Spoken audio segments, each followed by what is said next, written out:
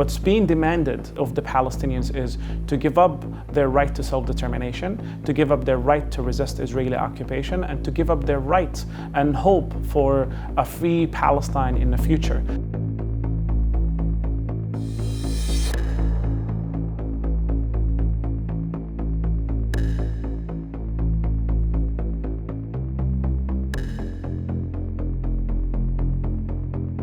The timing of the deal of the century serves two parties. Number one, Trump, when he is facing impeachment, he is looking for a way out, and Israel has always been a way out for American politicians. Number two, it serves Netanyahu and the settler colonial project in Palestine.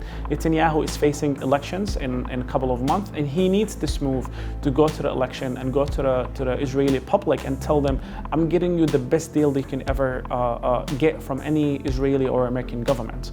To better understand the so-called deal of the century, we have to go back to Oslo Accords. Oslo Accords took place as an Israeli attempt to crush the First Intifada. The First Intifada brought to the surface, specifically to the international community, the crimes of the Israeli occupation. And because Palestinians were out in the streets demanding basic human rights, basics of self-determination and other political rights, Israeli government felt the need for a new way of dealing or crushing this Palestinian uprising. Since Oslo all the way to Camp David summit in 2000, we can see, or the reality in the ground was that the Israeli government increased the settlements in the West Bank.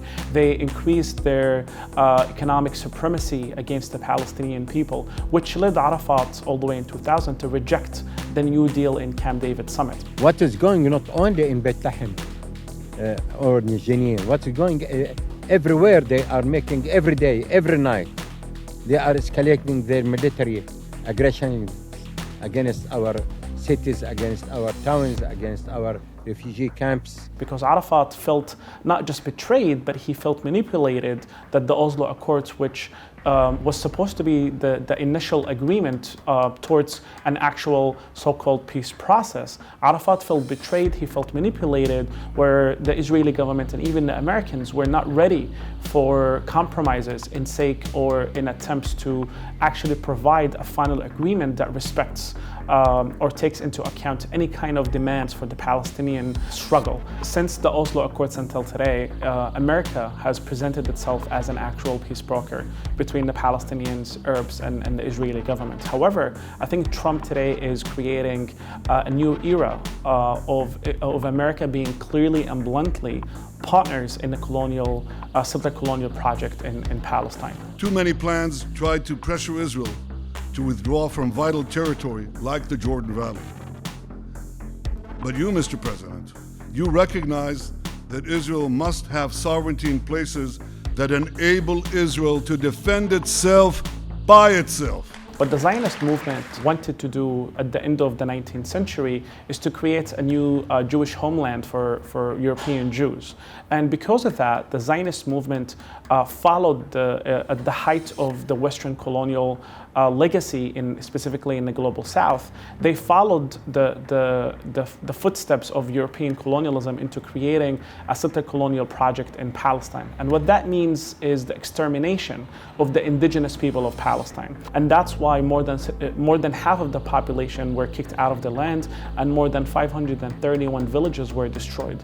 Today, what we're seeing in the so-called deal of the century, specifically when we look at its demands, it's clearly helping Israel in its challenges that are they facing in the continuity of the settler colonial project in Israel, because there are two issues here at hand. One is Jerusalem, which represents the history, the identity, the legacy, the tradition of the indigenous people of Palestine, and that conflicts with the Israeli talking points. And number two is the spirit of the Palestinians in Gaza, who are resisting against the status quo and who are resisting against the Israeli occupation and colonialism, colonialization of Palestine. If you look at the details of the deal of the century, we can see that the US is reinventing the strategy of winning minds and hearts. Clearly, it's telling Palestinians that in order to build their infrastructure, in order for them to have basic human needs, they need to let go of their demands for the Palestinian struggles. They need to submit their basic political demands in order to be supported economically by the US government and the international community. So the so-called deal of the century presents itself as a peace process or a peace agreement. In reality, this process is stripping Palestinians of their agency in even being involved in the conversations about their own future and their aspirations.